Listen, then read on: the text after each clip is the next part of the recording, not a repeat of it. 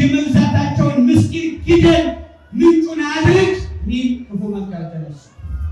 ዛሬ ቤተክርስቲያን ታች ላይ ካለው ምዕመን ይልቅ ቤተክርስቲያን ላይ ካሉ ሊቃውንት፣ ቤተክርስቲያን ካሉ ትልቅ ኃላፊነት ላይ ያሉ አባቶች ላይ ያነጻጽራል ሰይጣን። እነሱ ሲጠፉ ነው ክርስትናው በእነሱ በኩል ሲሰራ ነው ሰይጣን ሊሳካለት። ወገኖቼ በትልቆቹ በኩል ሲመጣ ትንሾቹ እንዳልነበሩ ይሆናሉ። መዋቅሩ ከላይ እንዲናድ በሰዎች ልብ ሰይጣንን እያነሳሳ ጥላቻውን ከላይ ከግንዱ ከዋኖቹ ይጀምራል ሰይጣን። የሰይጣንን መንገድ እንድንረዳ መድኃኔዓለም ማስተዋሉን ያድለን። እግዚአብሔር ከሁላችሁ ጋር ነው።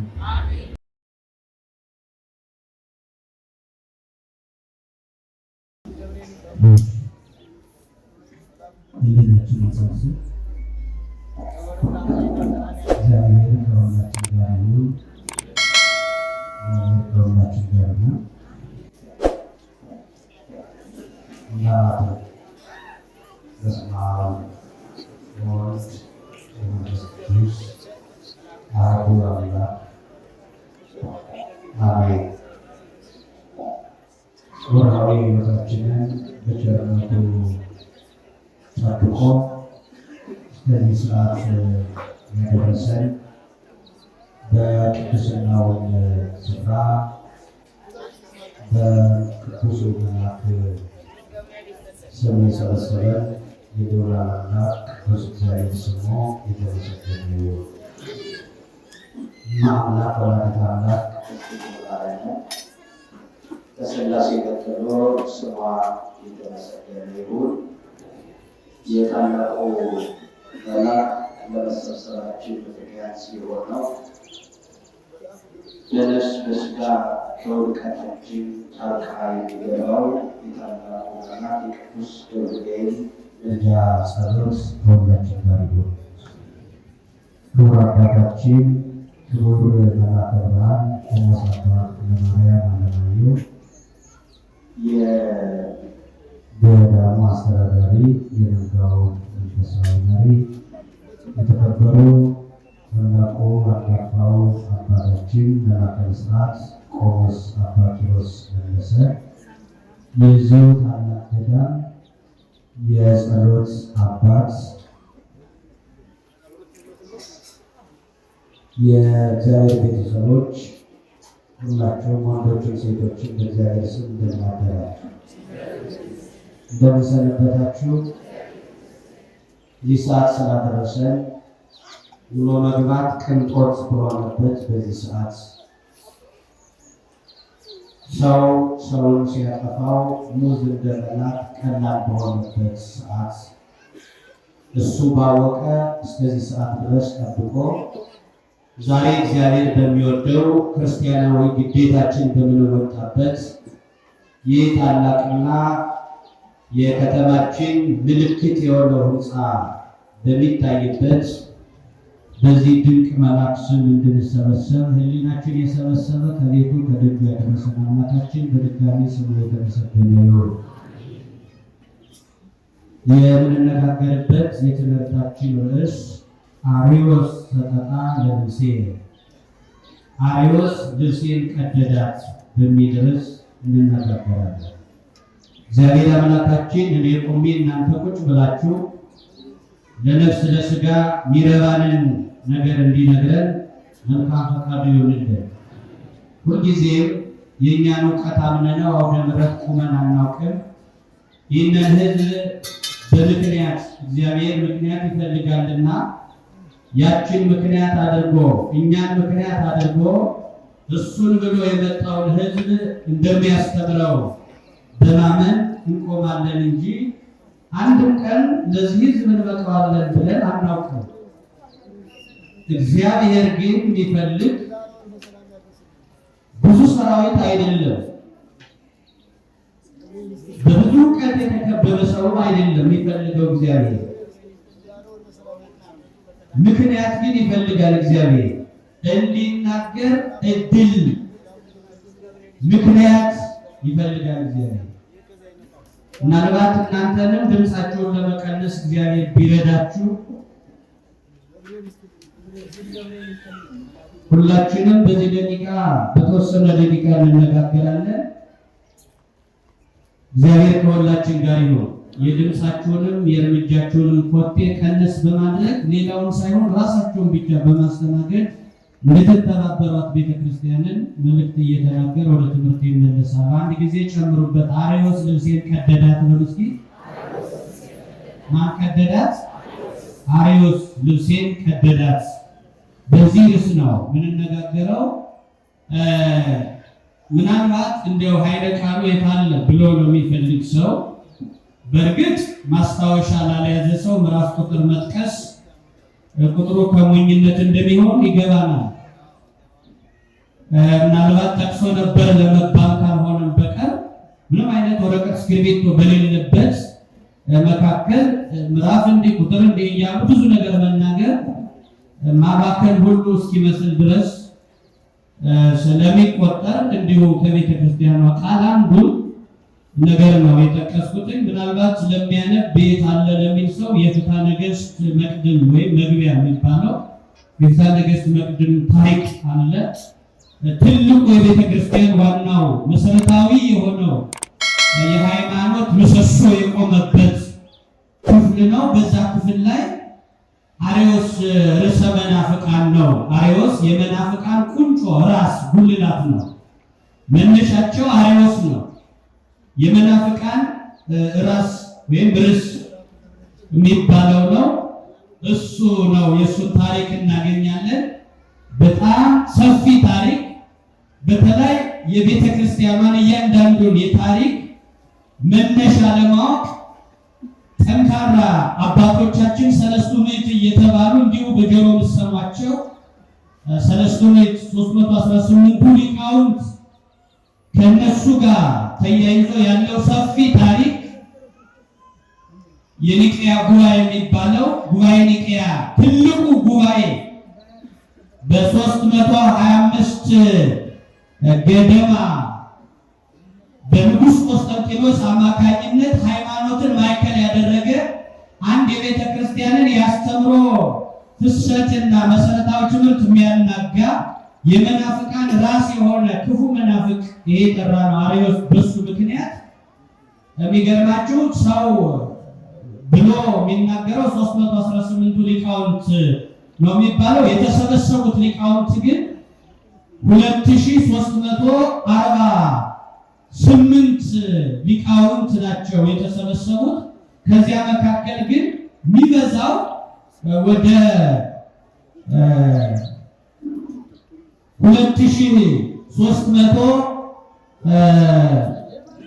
2348 የተሰበሰቡ ጥሪ የተደረገላቸው በጉባኤ ከተሰበሰቡ ሊቃውንት መካከል ወደ 2030 አካባቢ መናፍቅ ሆኖ ተገኝተዋል። በጉባኤው ከተሰበሰበው እዛ መካከል ሃይማኖታቸው ጥርት ኩልል ያለ እንደወይን የጠራ ግን 318ቱ ሊቃውንት ናቸው። ክርስቶስ በመካከላቸው ተገኝቶ አረጋግጦታልና ይህ ትምህርት የቤተ ክርስቲያኗ ዋናው ምሰሶ የቆመበት ትምህርት፣ ጉባኤ የቆመበት ትምህርት ወደፊት ለሚነሱ መናፍቃን ትልቁ መናፍቅ ራስ የሚባለው መናፍቅ ራሱን የተመታበት ጉባኤ ነው። ያን ጉባኤ የእኛንን ጉባኤ አምላካችን እግዚአብሔር ጉባኤ ኒቅያ ያደርግልን። በዚያ ጉባኤ መካከል መልአክም ተገኝቷልና የእግዚአብሔር መልአክ በመካከላችን አለ። መልአኩ ሁላችንንም በቸርነቱ ይጠብቃል እና እንደምታውቁት ምዕመናን ይሄ አርዮስ የሚባለው መናፍቅ አይዘሩ በቀል የሆነ እንደው መምህሩ በጣም የታወቀ መምህር ተፍጻሜተ ሰማዕት ቅዱስ ጴጥሮስ የሰማዕታተ አንጾኪያ በአንጾኪያ ይገደሉ ለነበሩ በአንጾኪያ ይሞቱ ለነበሩ ሰማዕታት እንደዚህ ዘመን ግፍ የበዛበት ዲዮቅልጥያኖስን ምክንያት አድርጎ አብያተ ክርስቲያናት እንዲዘጉ የምዕመናን ስጋቸው እንደ ጎመን እንዲቀረደድ ደማቸው እንደ ክረምት ጎርፍ እንዲፈስ ቤተ ክርስቲያን እንድትቃጠል መጻሕፍት እንዲቆነጻጸሉ የጣዖታት ቤት በአንጻሩ እንዲከፈት፣ እውነት እንድትዳፈን፣ ሐሰት እንዲጎላ የሆነበት በጣም አሳዛኝ ሰዓት ነበረ። በዚያ ዘመን የሰማዕታት አንጾኪያ ተፍጻሜት የሆነው ታላቁ የቤተ ክርስቲያናችን ምልክት ሰማዕቱ ቅዱስ ጴጥሮስ ከሚያስተምራቸው ደቀ መዛሙርት መካከል ያልተጠበቀ አደገኛ የሆነ መናፍቅ ወጣ። እንደምን አደራችሁ? ሐሳባችሁን ሰብስቡ። እግዚአብሔር ከሁላችን ጋር ይሁን። ተፍጻሜተ ሰማዕት ቅዱስ ጴጥሮስ ብዙ ደቀ መዛሙርት ቢሆኑ ነገር ያላቸውን ያነሳል ይልና ከነዚህ ደቀ መዛሙርት መካከል ሶስቱን ይጠቅሳል። የመጀመሪያው አንዱ ይሄ ያነሳነው ከሃዲው መናፍቁ አርዮስ ነው። ሁለተኛው አኪላስ ነው። ሶስተኛው እስክንድሮስ የሚባሉ ሶስት ደቀ መዛሙርት ነበሩት ይላል። ከብዙዎች ምክንያት ያላቸውን ነው። ይህ መምህሩ ጥርት ያለ እንደው ቤተክርስቲያኗን በትክክል የሚገልጥ ነው፣ ግን የሚያስተምረው በጣም ንጹህ ትምህርት ነበር። ሶስቱም ደቀ መዛሙርት የተለያየ ጠባይ ነበራቸው። አንዱ አርዮስ የሚባለው መጽሐፍ የማንበብ ችግር የለበትም፣ የትምህርት ችግር የለበትም፣ ትዕቢት አለችበት። ትዕቢት ግን አለችበት። አርዮስ እኔ ያውቃለሁ፣ ሁሉንም መምህር ባይኖርም እረዳዋለሁ፣ ያነበበው ሁሉ ይገባኛል ቢል እንደዚህ ዘመን መናፍቅ ያው የመናፍቃን ራስ ብለናል። አሁን የዚህ ዘመን መናፍቅ ስትለቁት ልኬቱ ሃይማኖታዊ ሙቀቱና በውስጡ ያለ ከሃይማኖት አንጻር የደም ንዝረቱ ወደ አርዮስ የተጠጋ ነው እና ይሄ አርዮስ መምህርም አያስፈልገኝ እኔ አንብቤ እረዳዋለሁ በማለት የተለያዩ መጻሕፍትን በማንበብ ርቄያለሁ ተራቅቄያለሁ እያለ መምህሩን ሁሉ እየተወ መጥቶ ሁልጊዜም ክርክር ይወዳል፣ ፉክክር ይወዳል። ፉክክር የሚወድ ነው። አባቶቻችን መናፍቃንን ጠቅለል አድርገው ሲገልጧቸው ግማሽ ፀጉሩን የተላጨ፣ ግማሽ ፀጉሩ ጎፈሬ፣ ግማሽ ፀጉሩ ደግሞ መላጣ ይሏቸዋል። መናፍቃን ሰምታችሁኛል? መናፍቃንን ጠቅለል አድርገው መናፍቅ ማለት የሚጠራጠር ስለሆነ ግማሽ ስለሆነ ጥልቅ ስለሚል ነው፣ የሆነ ነገር ስላለው አይደለም። ከሃዲ ነው ብለው ሲጠቁት የእግዚአብሔርን ስም ጠርቶ የሆነ ነገር ብሎ መሽለኪያ አንዳች ጥቅስ ይፈልጋል እና ጥግ ይፈልጋል። ስለዚህ ከዚህ የተነሳ ምን አሉ? ድብልቅልቅ ያለ እንደ ድር እንጀራ ቁመና አይደለም፣ ወጥ የሆነ ነገር ስለሌለው መናፍቅ ማለት ግማሽ ፀጉሩን ሙልጭ ብሎ ተላጭቶ ግማሽ ፀጉሩን ደግሞ ጎፈሬ ነው እና እንዲህ ይገልጡታል ሊቃውንት። አርዮስ በእንደዚህ አይነት ፍልስፍና ያለ ነው። ትዕቢት ይቃወመዋል፣ ሁሉን አውቃለሁ ባይ ነው። አኪላስ የሚባለው ደግሞ ከንቱ ውዳሴን የሚቃወመው ደቀ መዝሙር ነው። እለእስክንድሮስ ግን ትክክለኛው ደቀ መዝሙር ነው። ታውቃላችሁ፣ ዶሮ 10 እንቁላሎችን ብጥል ሁሉም ጫጩት ላይሆን ይችላል፣ ይበላሻል። ታቀፋ አብራ የቆየችው እንቁላል መካከል ይበላሽባታል እንዳለመታደል ሆኖ የዶሮ ዓላማ ሁሉንም ጫጩት አድርጎ መፈልፈል ቢሆንም እንቁላሉ ግን እንደምን የሚበላሽ ይህ መምህር እቅፍ ድግፍ አድርጎ የሚያስተምራቸው ደቀ መዛሙርት መካከል ከሚያስተምራቸው ደቀ መዛሙርት ያልተጠበቀ አደገኛ የሆነ ነገር ተፈጠረ። ያልጠበቀው አሪዘሩ በቀል ሆነ። አርዮስ ከመምህሩ ያፈነገጠ እንዳልኳቸው ጫጩቱ ከወጣም በኋላ ንጉሪ ጫጩት አለ። ንጉሪ በቃ አንቀላፍተው የሚኖር ጫጩትም አለ። ተምረው ከወጡ በኋላ እንዲህ ከንቱ የሚሆኑም አሉ። የመምህሩ የብዙ ዓመት ድካም እንደ እንቁላል ነፋስ የመታው እንቁላል ሆነ፣ ከንቱ ሆነ ትምህርቱ። የመምህሩ ድካም፣ የቤተ ክርስቲያን ድካም ሁሉ ከንቱ እስኪሆን ድረስ አርዮስ በመጽሐፈ ምሳሌ ምዕራፍ 8 ቁጥር 22 ላይ ባለ መነሻ ጠቅለል ሲል ሐሳቡን በትክክል ባለመረዳት በግርድፉ ላዩን ተረድቶ ኢየሱስ ክርስቶስ እግዚአብሔር ወልድ ከእግዚአብሔር አብ ያንሳል፣ ፍጡር ነው፣ ባህላዊ ነው። አዎ የቤተ ክርስቲያኗ ትምህርት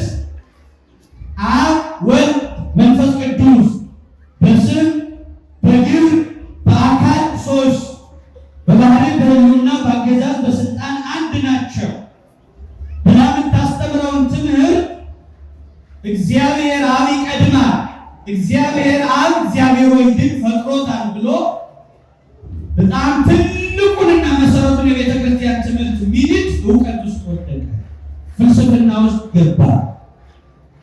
በዚህ አደገኛ የሆነ ፍልስፍና ውስጥ አልፎ ይህ መናፍቅ ክደቱ እየጎላ ሲመጣ ከሱ አልፎ ሌሎችንም መበከል ጀመረ። በዚህ ጊዜ ለመምህሩ አደረሱትና መምህሩ ቅዱስ ጴጥሮስ ይህንን ሰምቶ አምጡት ብሎ ሲጠራው በጣም የሚገርም ምክር መከረው። መምህሩ ልጅ አርዮስ ይህን ነገር አስበው ከሆነ አትናገረው፣ ተናግረው ከሆነም እንዳትደግመው አለ። የሰማችሁ ነው አይደል? አደራ ሄድ ብላችሁ በጣም ትምህርቱ አንድ ደቂቃ እንኳን መካከል ላይ የሆነ እንትን ማለፍ ስለሌለበት ነው። ሁሉ ትምህርት ጅረት ሰርቶ መሄድ የቤተ ክርስቲያኗ መሰረተ ታሪክ ስለሆነ እና አርዮስን ጠርቶ መምህሩ ምን አለው? ልጅ አርዮስ ሐሳብህ ያሰብከው ነገር ክፉ ሐሳብ ነው። አስበው ከሆነ በአንደበት እንዳታወጣው፣ ተናግረህም ከሆነ ተሳስተህ ከሆነ ድጋሚ እንዳትናገር፣ ንስሐ ግባና ተመለስ ብሎ ዕድል ሰጠው። መምህሩ ፊት ምን አለ? ተከራክሮ መምህሩን መርታት ስለማይችል እሺ ብሎ የተቀበለ መስሎ ወጣ። ወጥቶ ግን ይህንን ክፉ ትምህርት እግዚአብሔር ወልድ ከእግዚአብሔር አብ ያንሳል ፍጡር ነው ብሎ ሎቱ ስብሐት ለመድኃኔዓለም እንዲህ አይነት ትምህርት ማስተማር ጀመረ። በተደጋጋሚ ግን በዚህ ወቅት አንድ ክፉ ነገር ተሰማ። ዲዮቅልጥያኖስ የሚባለው ክፉ ንጉሥ ያልኳችሁ እሱ ንጉሥ ተነስቶ በክርስቲያኖች ላይ ግፍ ያደርሳል፣ ይገድላል። ክርስቲያን የሚባል ማተብ ያሰረ ሁሉ ከፊት ለፊቱ እንዳይገኝ የሚፈልግበት። በእውነት ምእመናን ዛሬ ዘመን ይህን ያክል ክርስቲያን ነጠላ ለብሶ ማተብ አስሮ በቅድስት ቤተክርስቲያን ውስጥ ተሽከርካሪዎች መሄጃ አጣው አስፋልት እስኪዘጋ ድረስ ማምለክ የሚቻለው ክፉ የሚባለው እንኳን ዘመን ወደኋላ ሄደን ስናስበው በጣም ከባድ ነበር። በዚያ ዘመን እኮ ያ ክፉ የሚባለው ዘመን ትምህርተ መስቀል መስራት እንኳን ነውር ስለነበረ በስመ አብ ወወልድ ወመንፈስ ቅዱስ ማለት ስለሚያስቀጣ በስመ አብ ወወልድ ወመንፈስ ቅዱስ በማለት ፈንታ 1 2 3 ይሉ ነበር። ክብር እያላችሁ ሰምታችሁኛል። በስመ አብ ወወልድ ወመንፈስ ቅዱስ በማለት ፈንታ ምን ይሉ ነበር? እንደው ቅር እያላቸው ይህ በስመ አብ እንዳይሉ ስለሚያስቀጣ ቢያንስ እንኳን 1 2 3 እያሉ በስመ አብ ወወልድ ወመንፈስ ቅዱስ እንደማለት አያችሁ። ሰው ታሞ መጠየቅ ሲሄዱ አረጋጉ ግርግር የምትሉ ሰዎች ባካችሁ በመድኃኒዓለም ድምፃችሁ በጣም እየተሰለ በወጣ እያወራሁ የእናንተ ድምፅ ከተሰማ በጣም አደገኛ ነው። ባካችሁ እንዴት ናችሁ? ሰው ታሞ መጠየቅ ሄደው ሰዎች ሰው ታሞ መጠየቅ ሄደው እግዚአብሔር ይማርህ ማለት እንደ ነውር ስለሚቆጠር እግዚአብሔር ይማርህ ብሎ እግዚአብሔርን ስም መጥራት ያስቀጣል። እግዚአብሔር ይማርህ ካሉ ስለሚቀጡ ምን ይላሉ? እግዚአብሔር ይማርህ በማለት ፈንታ ህመምተኛውን ጠይቀው ሲወጡ እንደምንም ብለህ ለመዳን ሞክር። እግዚአብሔር ይማርህ ማለት ነው። በጣም አደገኛ የዲዮቅልጥያኖስ ዘመን በቀን ይህ ዲዮቅልጥያኖስ ምን አለ? እነዚህ ክርስቲያን የሚባሉት እኔ በቀን ቢያንስ እንኳን በቀላሉ 1000 ክርስቲያን ሳላስገድሉ እያላውቅም 1000 ክርስቲያን 2000 ክርስቲያን በማስገድልባት ሀገር እነዚህ ክርስቲያኖች ቁጥራቸው ማይቀንስ ምንድን ነው ምክንያቱ? እኔ ለመጨረስ በፕሮግራም በዓላማ በፕላን በአንድ ቀን 1000 ክርስቲያን 2000 ክርስቲያን አስገድላለሁ። በመነገታው ሳያቸው ግን ቁጥራቸው እየቀደም እየበዛ ይሄዳል።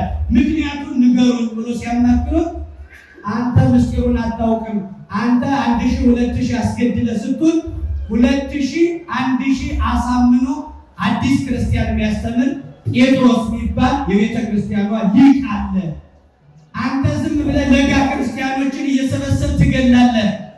ግንዱ ካለ ቅርንጫፍ ይገዳል ወይ? መግደል ያለብህ ግንዱን ነው፣ ዋናውን ነው።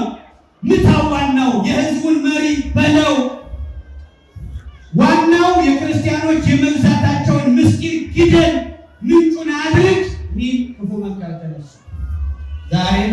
ቤተክርስቲያን ታች ላይ ካለው ምዕመን ይልቅ ቤተክርስቲያን ላይ ካሉ ሊቃውንት፣ ቤተክርስቲያን ካሉ ትልቅ ኃላፊነት ላይ ያሉ አባቶች ላይ ያነጻጸራል ሰይጣን። እነሱ ሲጠፉ ነው ክርስትናው በእነሱ በኩል ሲሰራ ነው ሰይጣን ሊሳካለት። ወገኖቼ በትልልቆቹ በኩል ሲመጣ ትንሾቹ እንዳልነበሩ ይሆናሉ።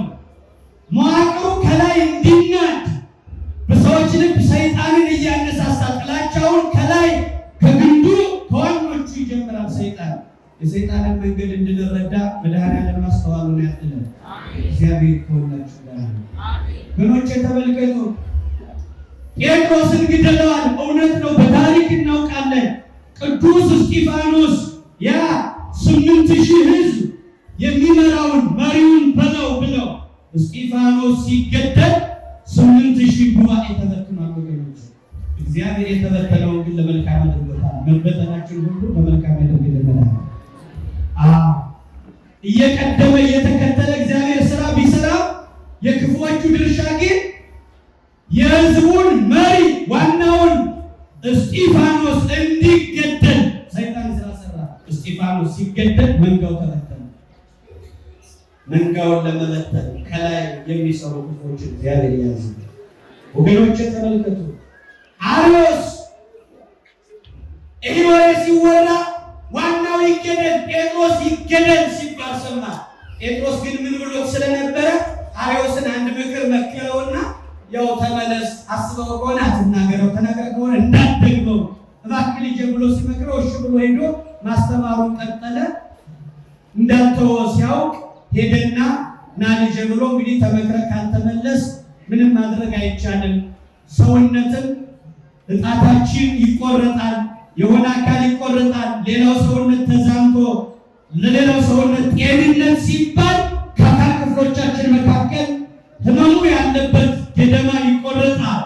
ልክ እንደዚህ አንድን ክርስቲያን ቤተክርስቲያን ስታወግዝ በደስታ አይደለም የምታወግዘው፣ እድል ነው የምትሰጠው ይላሉ ሊቃውንት። ምንድን ነው እድል መስጠት ማለት? ሰው ተወገዘ በቤተክርስቲያን አንድ ምዕመን በሃይማኖቱ ተሰናክሎ ተወገዘ ሲባል የመጨረሻ ቤተክርስቲያን ጨካኝነቷን ሳይሆን እድል እየሰጠችው እንደሆነ ነው የሚታየው። አባቶች ሲተረጉሙ ቃባ እንደያዘው በግ ብለውታል። ቃባ የያዘው በግ ማለት የበጎች ተዛማጅ በሽታ አለ፣ የበግ በሽታ። ያ ነገር የያዘውን በግ ደዌው ተዛማጅ ስለሆነ ወደ ሌላ እንዳይሄድ ሌሎችን በጤንነት ለመጠበቅ ደዌ የያዘውን በሽታው ያለበትን ቃባ የያዘውን በግ ለይተው ኳራንቲን ነው። እዚህ በኮሮና ጊዜ የታመመውን በሆነ ቦታ እንደሚያቆዩት ገለልተኛ ቦታ እንደዚህ አይነት ማቆያ አለ። የበጉ የመምተኛው በግ ማቆያ። በኃጢአት በክደት ለታመሙ ደግሞ በጉ ከዛ በኋላ ደዌው ብቻውን ጨርሶ መዳን ሲጀምር ወደ መንጋው ይቀላቅሉታል። አሁን መናፍቃን ተነስተው ተወገዙ ሲባል ተምረው አውቀው የት ላይ ነው ሃይማኖቱ ያዳጣቸው የሚለውን አውቀው ንስሐ ገብተው እንዲመለሱ ማውገዝ ማለት እድል መስጠት ነው። ሞት ሳይቀድማቸው ንስሐ ከገቡ እድሉ ተጠቅመውበታል ማለት ነው። ያንን እድል ካልተጠቀሙበት ግን በጣም አደገኛ ሕይወት ሊሆነው እሱ አይመስልም። ማስተዋሉን ያድለን መድኃኔዓለም። ወገኖች ተመልከቱ። እድል ሰጥቶት ነበር። ወሬ እያፈናፈነ አውግዞት እያለ ጴጥሮስ እንደሚሞት ዲዮቅልጥያኖስ መምህሩን እንደሚያስገድለው ሲሰማ ግን እንዴት እንዳወገዘኝ ሳይፈታኝ ቢሞት ለዘላለም ልሞት አይደለም እንዴ? ሽማግሌ ልላክ እንጂ ብሎ ሽማግሌ መርጦ ላከ። አስታርቁኝ። የቀለም ሰረገላ ማያሰናክለው የለም፣ ጠጅ ማያሰክረው የለም፣ ጠጅ ጠጥቶ ማይሰክር የለም፣ የቀለም ሰረገላ ማያሰናክለው የለም፣ አድጦት ማይወድቅ የለም። አድጦኛል፣ አምልጦኛል፣ ምስጢር ተሳስቻለሁና ከውግዘቴ ይፍታኝ አስታርቁኝ ብሎ ሽማግሌ ላከ። ሽማግሌዎች መጥተው ለጴጥሮስ ሲነግሩት እንደውም መለሳለሁ አላችሁ? አዎ በሉ በዚህ ቀን አምጡልኝ ብሎ ቀን ቀጥሮ ሰዓት ነግሮ ሰደዳቸው። በዚያ ቀን ይዘውት በሚመጡበት ቀን ምዕመናን በጣም ይገርማል። ቅዱስ ጴጥሮስ የሚባለው ሙሉ ሌሊቱን እንቅልፍ ሳይተኛ አደረ። አርዮስ ጋር በሚታረቅበት በሚያልቅባት ሌሊት እንቅልፍ ሳይተኛ አደረ። ምን ሲያደርግ? ሲጸልይ። ለምንድን ነው የሚጸልየው? ጌታ ሆይ ይህንን ከጉባኤ ቤቱ የወጣ ከዚሁ የተፈለቀቀ ክፉ ደቀ መዝሙር ሰይጣን ምራቁን የተፋበት ይላል ሃይማኖተ አበው እስመ ቄራ ቦቱ ዲያብሎስ አቡሁ ይላል። ሰይጣን ዲያብሎስ ምራቁን ትፍ ያለበት ይላል አርዮስ ሲገልጽ። ማን ምራቁን የተፋበት? እግዚአብሔር ከሰይጣን ምራቅ ሁላችንን የሚጠብቅ አሜን። የሰይጣን የዲያብሎስ ቅርሻት ያረፈበት ነው። እስመ ቄራ ቦቱ ዲያብሎስ አቡሁ አለ። ዲያብሎስ ቅርሻቱን ዲያብሎስ ምራቁን ትፍ ያለበት ይህ ደቀ መዝሙር እመለሳለሁ እያለ ነው። የራስ ነው የምላስ ነው የአፍ ነው የልብ ነው። መድኃኒዓለም ግለጽልኝ አምላኬ ሆይ ዛሬ የእርቅ ቀን ነው። ስታረቅ የቤተ ክርስቲያን ጉዳይ ነውና በስተት ሰው ነኝና ተሳስቼ ከውግዘቱ እንዳልፈታው እንዲያው ይመለያ ከልቡ ተመልሶ ነው የለበጣ ነው ብሎ ወደ አምላኩ ሌሊቱን ሙሉ ሲጸልይ ያደረ። ጸሎቱን ጨርሶ ሊነጋጋ ሲል ደክሞት አንገቱን ጉልበቱ ላይ አሳርፎ ዝቅ ብሎ ተቀምጦ ሳለ እንደ ሰመመን መጣበትና ህልም በሚመስል ነገር ኢየሱስ ክርስቶስ የተቀደደ ልብስ ለብሶ ተገለጸ። በሕፃን አምሳል የሚያምር ሕፃን የሚያምር እዩኝ የሚያስቆመኝ ሳሙኝ የሚል ማይታለፍ ሕፃን። ነገር ግን ያ የሚያምር ሕፃን ልብሱ ተቀዷል። የተቀደደ ልብስ ለብሶ ያ በሚያምር ሕፃን አምሳል ኢየሱስ ክርስቶስን ሲያየው እንቅልፍ አይደለም ራእይ ላይ ነውና ያለው ራእይ መተኛት አይደለም። በዚህ ራእይ ውስጥ ሆኖ ሲመለከተው በጣም ደንግጦ አየውና ቅዱስ ጴጥሮስ ምን አለ? አንተ ጌታዬ ኢየሱስ ክርስቶስ አይደለህም አለው። በሕፃን አምሳል ልብሱ ተቀዶ የተገለጠውን አምላክ ጠየቀ። ኢየሱስ ክርስቶስ አይደለም ሲለው አዎ ነኝ አለ። ኢየሱስ ክርስቶስ መልስ ሰጠ። መድኃኒዓለም ለጭንቀታችን ሁሉ መልስ ነው። ብዙዎቹ ለክርስቶስ ለመንገድ ችግራቸውን በመቅደሱ ይሰበሰባሉ። የአርዮስ ጸሎት በአንድ ቀን ሌሊት ክብረ መልስ አገኘ። አዎ እግዚአብሔር በጊዜው ጊዜ ስራውን ይሰራል። ወገኖቼ ታገሱ። እግዚአብሔርን ብቻ በጸሎት ጠይቁ። ወገኖቼ ይፈታል እግዚአብሔር። አዎ ነገር ግን እግዚአብሔር በጊዜው ስለሚሰራ እንዳትቸኩሉ፣ አቅጣጫ ቦታ እንዳትቀይሩ ወገኖቼ። እግዚአብሔር መልስ ሰጠ። አጭር መልስ አለው እግዚአብሔር። ረጅም ጊዜ ቆይቶ የሚመልሰው መልስ አለው። በጊዜው የሚመልሰውን መልስ ግን ውብ አድርጎ ይሰራል እግዚአብሔር። ስለዚህ መታገስ ከኛ ይጠበቃል። ቀኑ 12 ሰዓት ነው። 12ቱ ሰዓት ካላለቀ ምሽቱ አይመጣም። 12ቱ ሰዓት ሌሊት ነው። ሌሊቱን እንዲያልፍ ከፈለጋችሁ 12ቱ ሰዓት ታግሱ። የመከራ ዘመን በእናንተ በኩል 12 ሰዓት ሆኖ የ12 ሰዓት ጨለማው እስኪያልፍ ብርሃን በሕይወታችሁ እስኪፈነድቅ ድረስ መታገስ ካልቻላችሁ እናንተ ትጋጫላችሁ ከሃይማኖታችሁ ከአምላካችሁ ጋር። ሌሊቱ 12 ተማሪ ራሱ ደውሎ ራሱ ከክላስ አይወጣም። ራሱ ደውሎ ተማሪ ራሱ የመውጣት እድል ሲሰጠው ሰነፍ ተማሪ ምን ሰዓት እንደሚደውሉ ታውቃላችሁ? ደወሉን ግን ባለቤት ነው የሚደውለው። ከመከራው እንድንወጣ ያ ሰዓት የትምህርቱ ሰዓት እስኪያልቅ የፈተናችን ሰዓት እስኪያልቅ ድረስ እግዚአብሔር እያወቀ የሌሊቱን ሰዓት ሌሊቱ ዶሮ ባይጮህ ይነጋል። ዶሮ ባይጮህ ሌሊቱ መንጋት አይቀርም። 12ቱ ሰዓት ሲያልቅ ይነጋል። በእናንተና በእኔ መካከል ዓለም ላይ ነውና ምንኖረው። የፈተናው ሰዓት 12 ከሆነ ያን ደቂቃ እንዲያሳጥረው ከመጸለይ ውጭ ራሱ እግዚአብሔር ሰብሮት እንዲገባ በሕይወታችን ከመጸለይ ውጭ ሌላ የኛ ጉልበት የለም። ምንጭጭ ማያስፈልግ ጴጥሮስ ሌሊቱን ሙሉ የደከመበት ሲነጋ ጠዋት ላይ ጴጥሮስ መልስ አገኘ። አንተ ጌታ ኢየሱስ ክርስቶስ ነው? አዎ። ጴጥሮስ አዎ ሲለው ልብስህን አንቀደደው ሲለው አርዮስ ሰጠጣ ለልብሴ ልብሴን የቀደዳት አርዮስ ነው። ወፈለጠኒ ማዌ ወሕይወቴ መንፈስ ቅዱስ ከባሪ አባቴ ከባሪ ሕይወቴ ከመንፈስ ቅዱስ ለየኝ፣ ገነጠለኝ፣ ፍጡር ዳቀው ያለኝ የአንድነት የመለኮትነት ባንድ ያሉበትን የሥላሴ ምስጢር